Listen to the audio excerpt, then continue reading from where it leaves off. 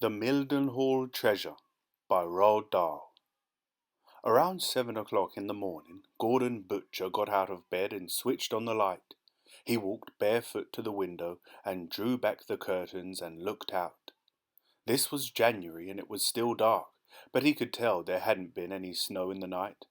"That wind," he said aloud to his wife, "just listen to that wind." His wife was out of bed now, standing beside him near the window, and the two of them were silent, listening to the swish of the icy wind as it came sweeping over the fens. "It's a nor'easter," he said. "There'll be snow for certain before nightfall," she told him, "and plenty of it." She was just before him, and she went into the next room and leaned over the cot of her 6-year-old daughter and gave her a kiss. She called out a good morning to the two other older children in the third room. Then she went downstairs to make breakfast.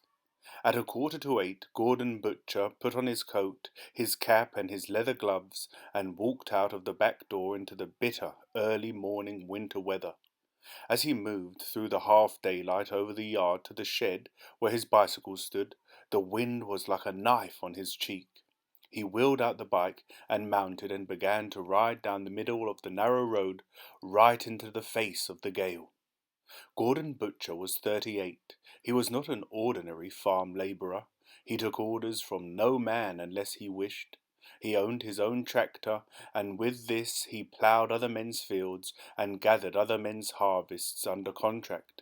His thoughts were only for his wife, his son, his two daughters. His wealth was in his small brick house, his 2 cows, his tractor, his skill as a ploughman. Gordon Butcher's head was very curiously shaped, the back of it protruding like the sharp end of an enormous egg, and his ears stuck out, and a front tooth was missing on the left side.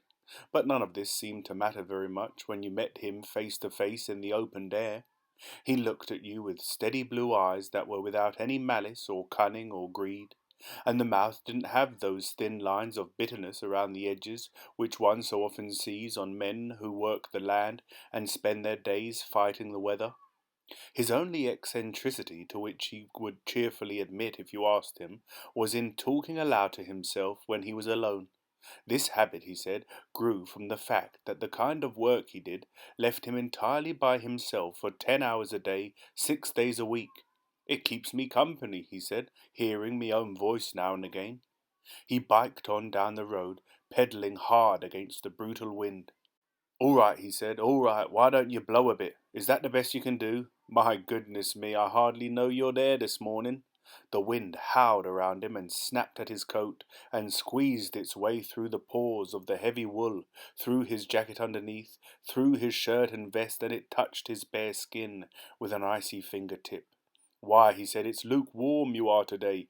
You'll have to do a sight better than that if you're going to make me shiver."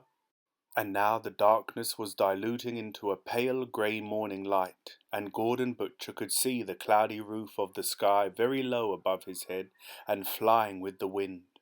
Grey-blue the clouds were, flecked here and there with black, a solid mass from horizon to horizon, the whole thing moving with the wind, sliding past above his head like a great grey sheet of metal unrolling.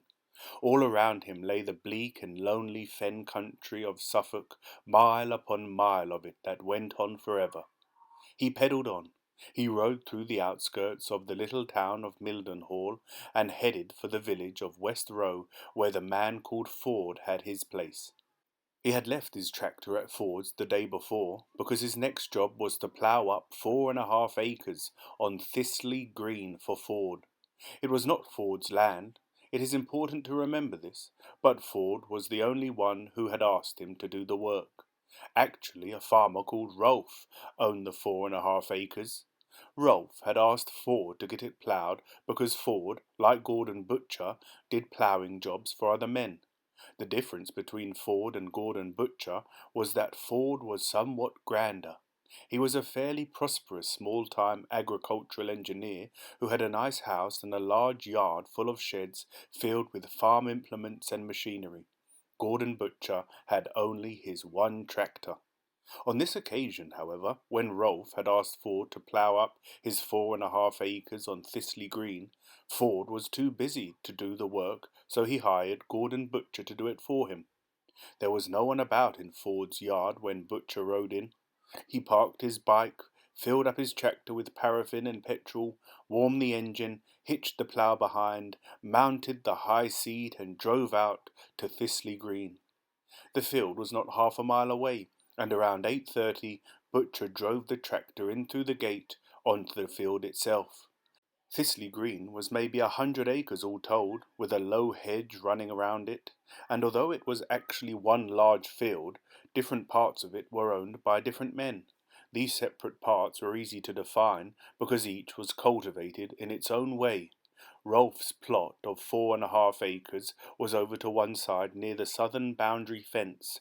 Butcher knew where it was, and he drove his tractor round the edge of the field, then inward until he was on the plot. The plot was barley stubble now, covered with the short and rotting yellow stalks of barley harvested last autumn, and only recently it had been broad-sheared, so that now it was ready for the plough. "Deep plough it," Ford had said to Butcher the day before. "It's for sugar beet. Rolf's putting sugar beet in there." They only plough about 4 inches down for barley, but for sugar beet they plough deep to 10 or 12 inches. A horse-drawn plough can't plough as deep as that. It was only since motor tractors came along that the farmers had been able to deep plough properly. Rolf's land had been deep ploughed for sugar beet some years before this, but it wasn't Butcher who had done the ploughing, and no doubt the job had been skimped a bit and the ploughman had not gone quite as deep as he should. Had he done so, what was about to happen today would have happened then, and that would have been a different story. Gordon Butcher began to plough. Up and down the field he went, lowering the plough deeper and deeper each trip until at last it was cutting 12 inches into the ground and turning up a smooth, even wave of black earth as it went. The wind was coming in faster now, rushing in from the Killer Sea, sweeping over the flat Norfolk fields, past Saxthorpe and Reepham and Honingham and Swaffham and Larling, and over the border to Suffolk, to Mildenhall, and to Thistley Green, where Gordon Butcher sat upright, high on the seat of his tractor, driving back and forth over the plot of yellow barley stubble that belonged to Rolf. Gordon Butcher could smell the sharp, crisp smell of snow not far away. He could see the low roof of the sky, no longer flecked with black, but pale and whitish grey, sliding by overhead like a solid sheet of metal unrolling. "Well," he said, raising his voice above the clatter of the tractor, "you are surely fashed at somebody today. What an almighty fuss it is now of blowing and whistling and freezing. Like a woman," he added, "just like a woman does sometimes in the evening," and he kept his eye upon the line of the furrow, and he smiled. At noon he stopped the tractor, dismounted, and fished in his pocket for his lunch. He found it and sat on the ground in the lee of one of the huge tractor wheels. He ate large pieces of bread and very small pieces of cheese. He had nothing to drink, for his only thermos had got smashed by the jolting of the tractor 2 weeks before, and in wartime, for this was in January 1942, you could not buy another anywhere. For about 15 minutes he sat on the ground in the shelter of the wheel and ate his lunch. Then he got up and examined his peg. Unlike many ploughmen, Butcher always hitched his plough to the tractor with a wooden peg, so that if the plough fouled at a root or a large stone, the peg would simply break at once, leaving the plough behind and saving the shares from serious damage. All over the Black Fen country, just below the surface, lie enormous trunks of ancient oak trees, and a wooden peg will save a ploughshare many times a week out there. Although Thistley Green was well-cultivated land, field land, not fen land, Butcher was taking no chances with his plough. He examined the wooden peg, found it sound, mounted the tractor again, and went on with his ploughing. The tractor nosed back and forth over the ground, leaving a smooth black wave of soil behind it, and still the wind blew colder, but it did not snow. Around 3 o'clock the thing happened. There was a slight jolt, the wooden peg broke, and the tractor left the plough behind.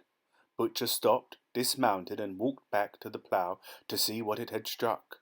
It was surprising for this to have happened here, on field land. There should be no oak trees underneath the soil in this place. He knelt down beside the plough and began to scoop the soil away around the point of the ploughshare.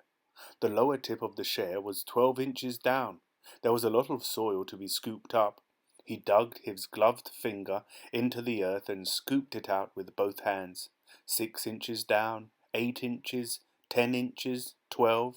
He slid his fingers along the blade of the ploughshare until they reached the forward point of it. The soil was loose and crumbly, and it kept falling back into the hole he was digging. He could not, therefore, see the 12-inch deep point of the share. He could only feel it, and now he could feel that the point was indeed lodged against something solid. He scooped away more earth. He enlarged the hole. It was necessary to see clearly what sort of an obstacle he had struck. If it was fairly small, then perhaps he could dig it out with his hands and get on with the job. If it was a tree trunk, he would have to go back to Ford's and fetch a spade. "Come on," he said aloud. "I'll have you out of there, you hidden demon, you rotten old thing." And suddenly, as the gloved fingers scraped away a final handful of black earth, he caught sight of the curved rim of something flat, like the rim of a huge thick plate sticking up out of the soil. He rubbed the rim with his fingers, and he rubbed again. Then, all at once, the rim gave off a greenish glint, and Gordon Butcher bent his head closer and closer still, peering down into the little hole he had dug with his hands. For one last time he rubbed the rim clean with his fingers, and in a flash of light he saw clearly the unmistakable blue-green crust of ancient buried metal, and his heart stood still. It should be explained here that farmers in this part of Suffolk, and particularly in the Mildenhall area, have for years been turning up ancient objects from the soil. Flint arrowheads from very long ago have been found in considerable numbers, but more interesting than that, Roman pottery and Roman implements have also been found. It is known that the Romans favoured this part of the country during their occupation of Britain, and all local farmers are therefore well aware of the possibility of finding something interesting during a day's work, and so there was a kind of permanent awareness among Mildenhall people of the presence of treasure underneath the earth of their land. Gordon Butcher's reaction as soon as he saw the rim of that enormous plate was a curious one. He immediately drew away. Then he got to his feet and turned his back on what he had just seen. He paused only long enough to switch off the engine of his tractor before he walked off fast in the direction of the road. He did not know precisely what impulse caused him to stop digging and walk away. He will tell you that the only thing he can remember about those first few seconds was the whiff of danger that came to him from that little patch of greenish blue. The moment he touched it with his fingers, something electric went through his body, and there came to him a powerful premonition that this was a thing that could destroy the peace and happiness of many people. In the beginning, all he had wished was to be away from it, and to leave it behind him and be done with it forever. But after he had gone a few hundred yards or so, he began to slow his pace. At the gate leading out from Thistley Green, he stopped. "What in the world is the matter with you, Mr. Gordon Butcher?" he said aloud to the howling wind. "Are you frightened or something?" "No, I'm not frightened, but I'll tell you straight, I'm not keen to handle this alone." That was when he thought of Ford. He thought of Ford at first because it was for him that he was working. He thought of him second because he knew that Ford was a kind of collector of old stuff, of all the old stones and arrowheads which people kept digging up from time to time in the district, which they brought to Ford and which Ford placed upon the mantel in his parlour. It was believed that Ford sold these things, but no one knew or cared how he did it. Gordon Butcher turned towards Ford's place and walked fast out of the gate onto the narrow road, down the road around the sharp left-hand corner, and so to the house. He found Ford in his large shed, bending over a damaged harrow, mending it. Butcher stood by the door and said, "Mr. Ford?" Ford looked round without straightening his body. "Well, Gordon," he said, "what is it?" Ford was a middle-aged or a little older, bald-headed, long-nosed, with a clever, foxy look about his face. His mouth was thin and sour, and when he looked at you, and when you saw the tightness of his mouth and the thin, sour line of his lips, you knew that this was a mouth that never smiled. His chin receded, his nose was long and sharp, and he had the air about him of a sour, old, crafty fox from the woods. "What is it?" he said, looking up from the harrow.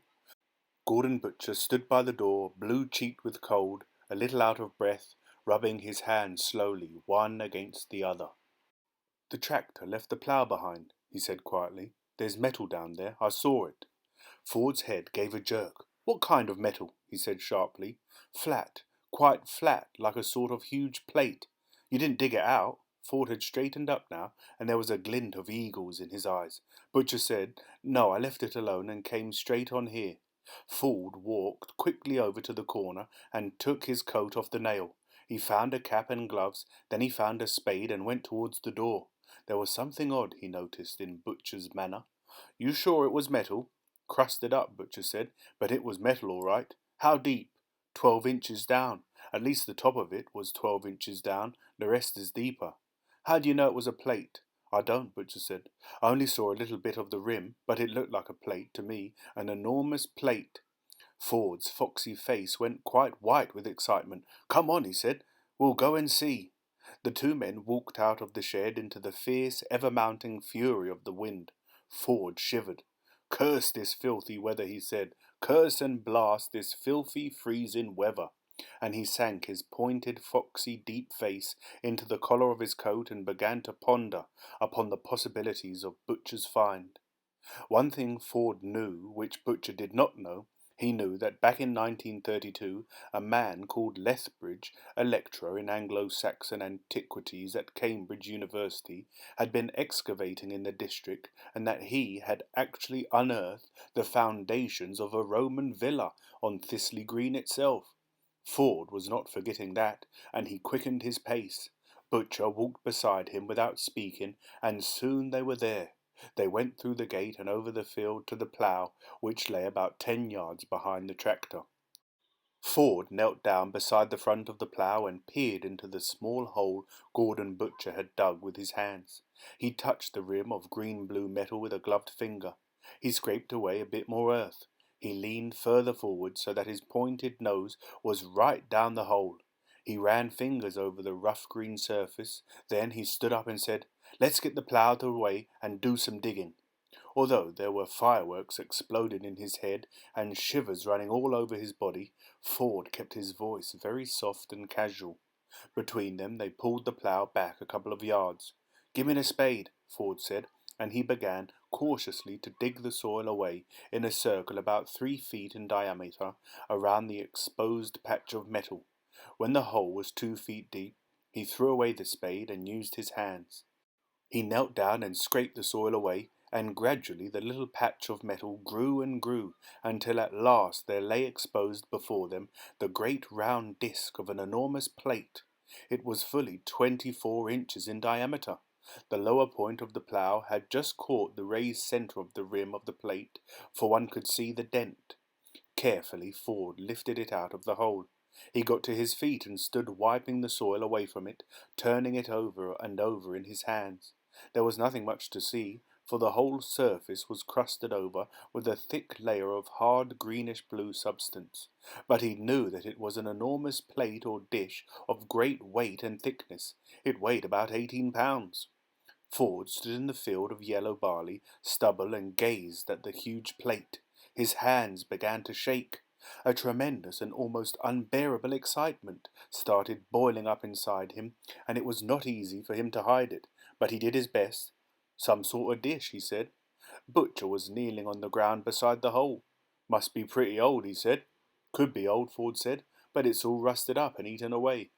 "That don't look like rust to me," Butcher said. "That greenish stuff isn't rust, it's something else." "It's green rust," Ford said rather superbly, and that ended the discussion. Butcher, still on his knees, was poking about casually in the now 3 feet wide hole with his gloved hands. "There's another one down here," he said. Instantly, Ford laid the green dish on the ground. He knelt beside Butcher, and within minutes they had unearthed a second large green encrusted plate. This one was a shade smaller than the first and deeper, more of a bowl than a dish. Ford stood up and held the new find in his hands, another heavy one, and now he knew for certain they were on to something absolutely tremendous. They were on to Roman treasure, and almost without question it was pure silver. Two things pointed to it being pure silver: first, the weight, and second, the particular type of green, crust caused by oxidation. How often is a piece of Roman silver discovered in the world? Almost never any more. And had pieces as large as this ever been unearthed before? Ford wasn't sure, but he very much doubted it. Worth millions it must be, worth literally millions of pounds. His breath, coming fast, was making little white clouds in the freezing atmosphere. "There's still more down here, Mr. Ford," Butcher was saying. "I can feel bits of it all over the place. You'll need the spade again." The third piece they got out was another large plate, somewhat similar to the first. Ford placed it in the barley stubble with the other two. When Butcher felt the first flake of snow upon his cheek, he looked up and saw over the northeast a great white curtain drawn across the sky, a solid wall of snow flying forward on the wings of the wind. "Here she comes," he said, and Ford looked round and saw the snow moving upon them, and he said, "It's a blizzard. It's a filthy, stinking blizzard." The two men stared at the blizzard as it raced across the fens towards them. Then it was on them, and all around was snow and snowflakes, in the eyes and ears and mouth and down the neck, and all around. And when Butcher glanced down at the ground a few seconds later, it was already white. "That's all we want," Ford said, "a filthy, rotten, stinking blizzard." And he shivered and sank his sharp and foxy face deeper into the collar of his coat. "Come on," he said, "see if there's any more." Butcher knelt down again and poked around in the soil. Then, in the slow and casual manner of a man having a lucky dip in a barrel of sawdust, he pulled out another plate and held it out to Ford. Ford took it and placed it with the other three. Now Ford knelt down beside Butcher and began to dig into the soil with him. For a whole hour the two men stayed out there digging and scratching in that little 3-foot patch of soil, and during that hour they found and laid upon the ground beside them no less than 34 separate pieces. There were dishes, bowls, goblets, spoons, ladles, and several other things, all of them crusted over, but each one recognizable for what it was. And all the while the blizzard swirled around them, and the snow gathered in little mounds upon their caps and on their shoulders, and the flakes melted on their faces so that rivers of icy water trickled down their necks. A large globule of half-frozen liquid dangled continually like a snowdrop from the end of Ford's pointed nose. They worked in silence. It was too cold to speak, and as one precious article after the other was unearthed, Ford laid them carefully on the ground in rows, pausing every now and then to wipe the snow away from a dish or a spoon which was in danger of being completely covered. At last Ford said, "That's the lot, I think." "Yes." Ford stood up and stamped his feet on the ground. "Got a sack in the tractor?" he said, and while Butcher walked over to fetch the sack, he turned and gazed upon the 34 pieces lying in the snow at his feet. He counted them again. If they were silver, which they surely must be, and if they were Roman, which they undoubtedly were, this was a discovery that would rock the world. Butcher called to him from the tractor. "It's only a dirty old sack. It'll do." Butcher brought the sack over and held it open, while Ford carefully put the articles into it. They all went in except one. The massive 2-foot plate was too large for the neck of the sack. The two men were really cold now. For over an hour they had knelt and scratched about out there in the open field with the blizzard swirling around them. Already nearly 6 inches of snow had fallen. Butcher was half frozen. His cheeks were dead white, blotched with blue, his feet were numb like wood, and when he moved his legs, he could not feel the ground beneath his feet. He was much colder than Ford. His coat and clothes were not so thick, and ever since early morning he had been sitting high up on the seat of the tractor, exposed to the bitter wind. His blue-white face was tight and unmoving. All he wanted was to get home to his family and to the fire that he knew would be burning in the grate. Ford, on the other hand, was not thinking about the cold. His mind was concentrated solely upon one thing: how to get possession for himself of this fabulous treasure. His position, as he knew very well, was not a strong one. In England there is a very curious law about finding any kind of gold or silver treasure. This law goes back hundreds of years, and it's still strictly enforced today.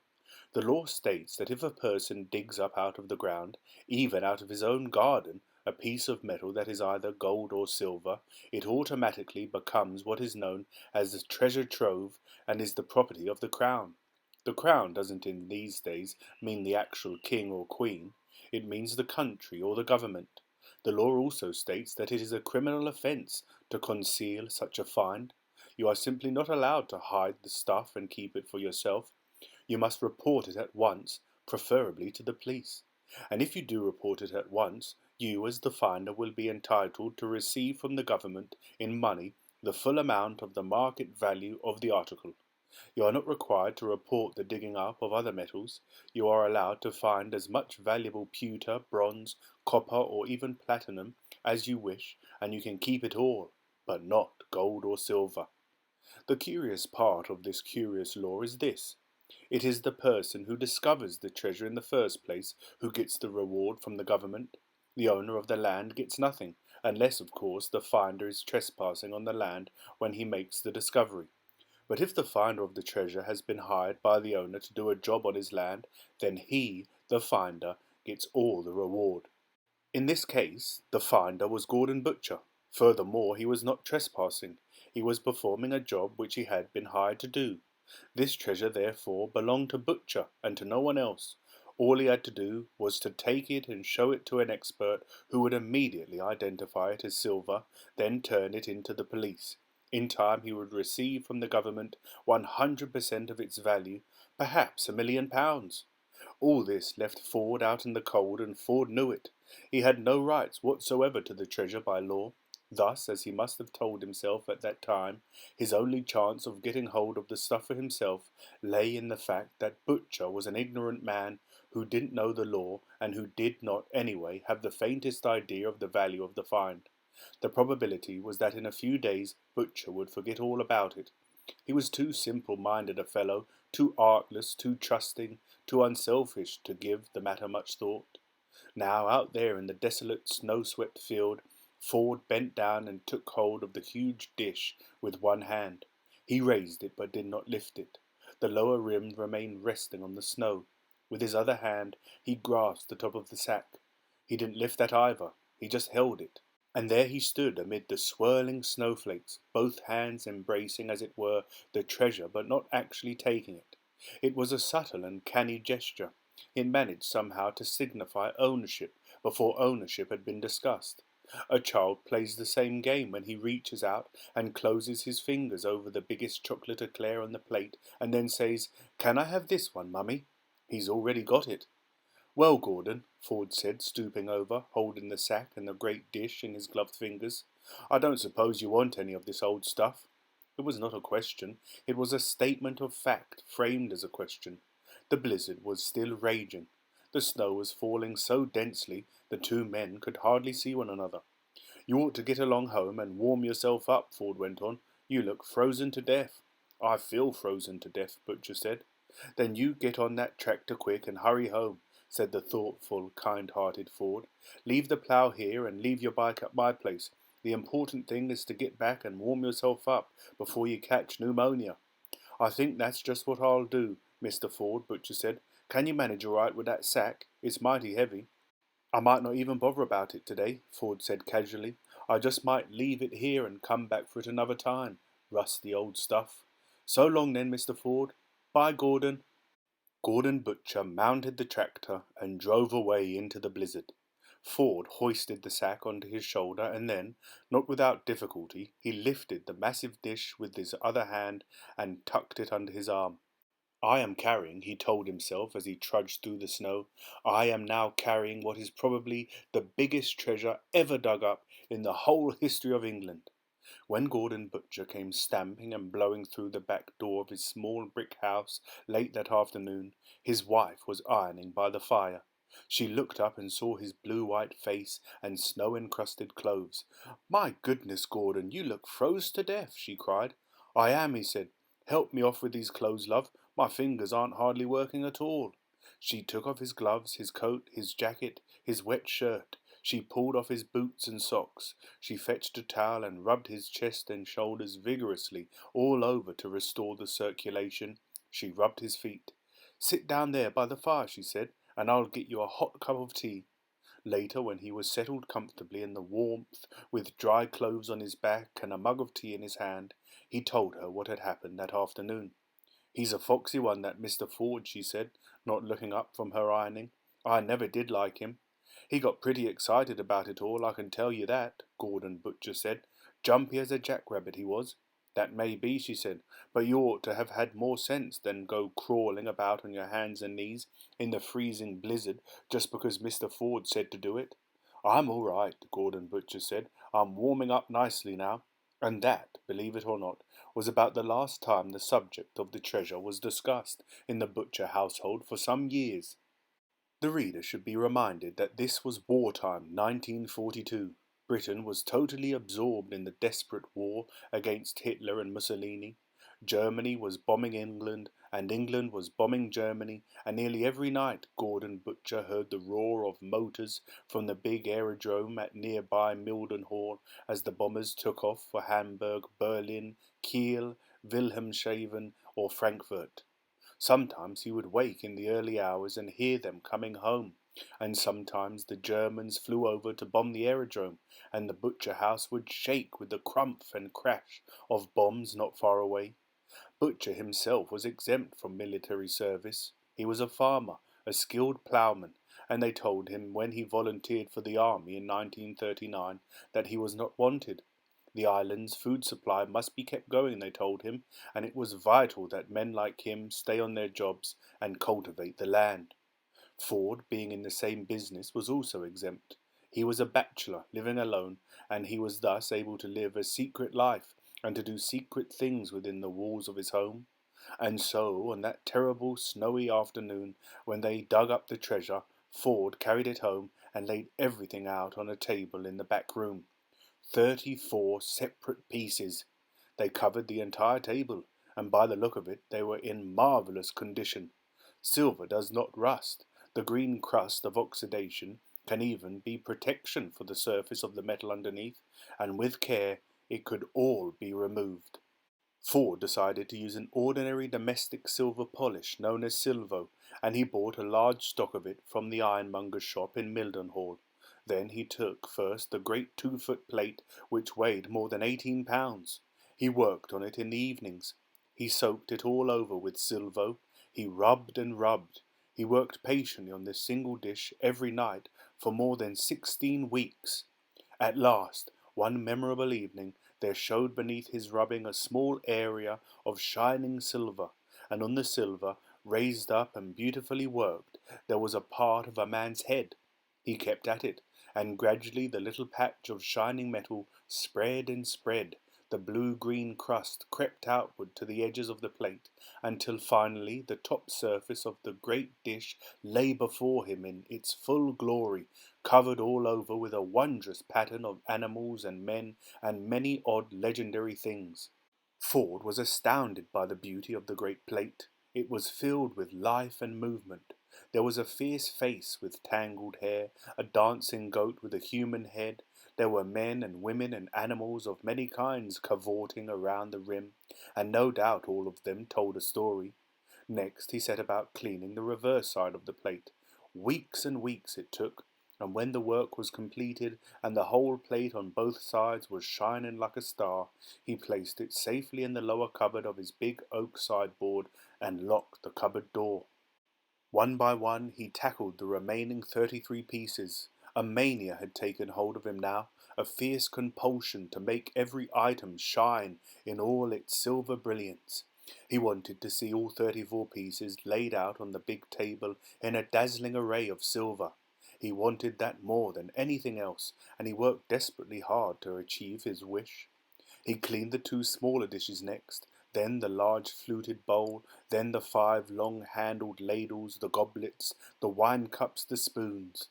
Every single piece was cleaned with equal care and made to shine with equal brilliance, and when they were all done, 2 years had passed and it was 1944.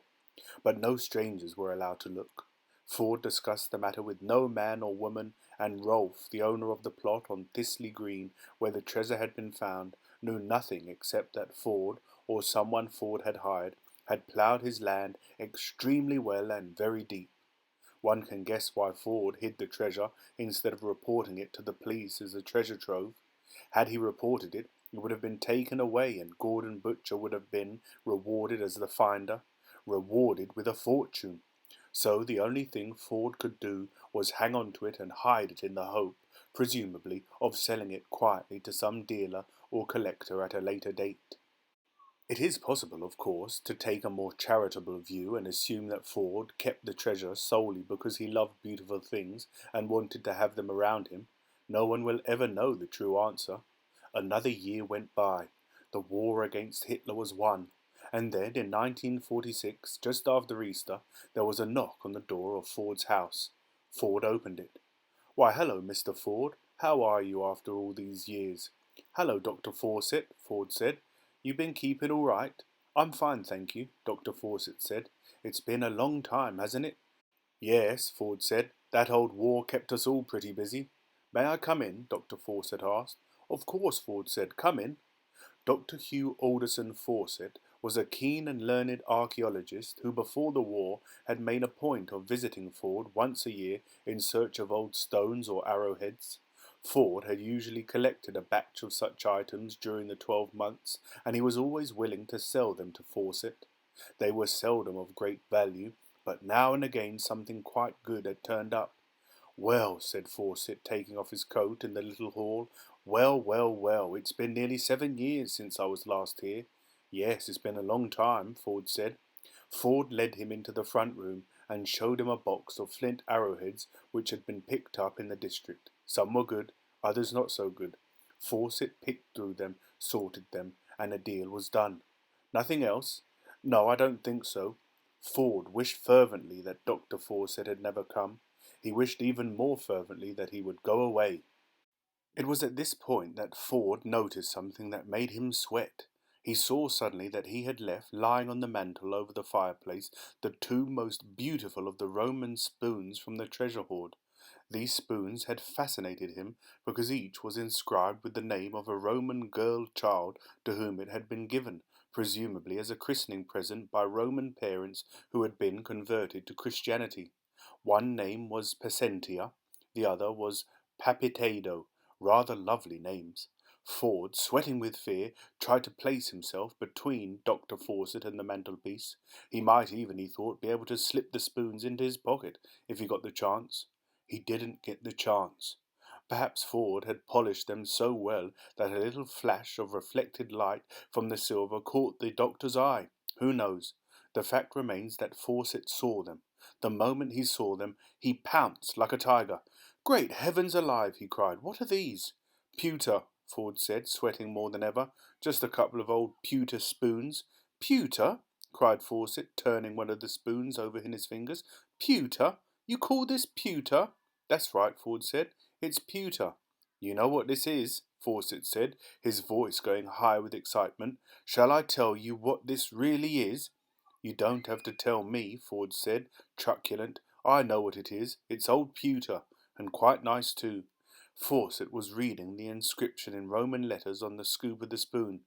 "Papitado?" he cried. "What's that mean?" Ford asked him. Fawcett picked up the other spoon. "Pacentia," he said. "Beautiful. These are the names of Roman children, and these spoons, my friend, are made of solid silver, solid Roman silver." "Not possible," Ford said. "They're magnificent," Fawcett cried out, going into raptures. "They're perfect. They're unbelievable. Where on earth did you find them?" "It's most important to know where you found them. Was there anything else?" Fawcett was hopping about all over the room. "Well," Ford said, licking dry lips. "You must report them at once," Fawcett cried. "They're treasure trove. The British Museum is going to want these, and that's for certain. How long have you had them?" "Just a little while," Ford told him. "And who found them?" Fawcett asked, looking straight at him. "Did you find them yourself, or did you get them from somebody else? This is vital. The finder will be able to tell us all about it." Ford felt the walls of the room closing in on him, and he didn't quite know what to do. "Come on, man. Surely you know where you got them. Every detail will have to come out when you hand them in. Promise me you'll go to the police with them at once." "Well," Ford said, "if you don't, then I'm afraid I shall be forced to report it myself," Fawcett told him. "It's my duty." The game was up now, and Ford knew it. 1,000 questions would be asked. How did you find it? When did you find it? What were you doing? Where was the exact spot? Whose land were you ploughing? And sooner or later, inevitably, the name of Gordon Butcher would have to come into it. It was unavoidable. And then, when Butcher was questioned, he would remember the size of the hoard and tell them all about it. So the game was up, and the only thing to do at this point was to unlock the doors of the big sideboard and show the entire hoard to Dr. Fawcett. Ford's excuse for keeping it all and not turning it in would have to be that he thought it was pewter. So long as he stuck to that, he told himself, they couldn't do anything to him. Dr. Fawcett would probably have a heart attack when he saw what there was in that cupboard. There's actually quite a bit more of it, Ford said. Where? Cried Fawcett, spinning around. Where, man? Where? Lead me to it. I really thought it was pewter, Ford said, moving slowly and very reluctantly forward to the oak sideboard. Otherwise I would naturally have reported it at once. He bent down and unlocked the lower doors of the sideboard. He opened the doors. And then Dr. Hugh Alderson Fawcett very nearly did have a heart attack. He flung himself on his knees. He gasped. He choked. He began spluttering like an old kettle. He reached out for the great silver dish. He took it. He held it in shaking hands, and his face went as white as snow. He didn't speak. He couldn't. He was literally and physically and mentally struck absolutely dumb by the sight of the treasure. The interesting part of the story ends here. The rest is routine. Ford went to Mildenhall police station and made a report. The police came at once and collected all 34 pieces, and they were sent under guard to British Museum for examination. Then an urgent message from the museum to the Mildenhall police. It was far and away the finest Roman silver ever found in the British Isles. It was of enormous value. The museum, which is really a public governmental institution, wished to acquire it. In fact, they insisted upon acquiring it. The wheels of law began to turn. An official inquest and hearing was arranged at the nearest large town, Bury St. Edmunds. The silver was moved there under special police guard. Ford was summoned to appear before the coroner and a jury of 14, while Gordon Butcher, that good and quiet man, was ordered also to present himself to give evidence. On Monday, July the 1st, 1946, the hearing took place, and the coroner cross-questioned Ford closely. You thought it was pewter? Yes. Even after you had cleaned it? Yes. You took no steps to inform any experts of the find? No. What did you intend to do with the articles? Nothing, just keep them. And when he had concluded his evidence, Ford asked permission to go outside into the fresh air because he said he felt faint. Nobody was surprised. Then Butcher was called, and in a few simple words he told his part in the affair. Dr. Fawcett gave his evidence, so did several other learned archaeologists, all of whom testified to the extreme rarity of the treasure. They said that it was of the 4th century after Christ, that it was the table silver of a wealthy Roman family, that it had probably been buried by the owner's bailiff to save it from the Picts and Scots who swept down from the north in about AD 365 to 367 and laid waste many Roman settlements. The man who buried it had probably been liquidated either by a Pict or a Scot, and the treasure had remained concealed a foot below the soil ever since. The workmanship, said the experts, was magnificent.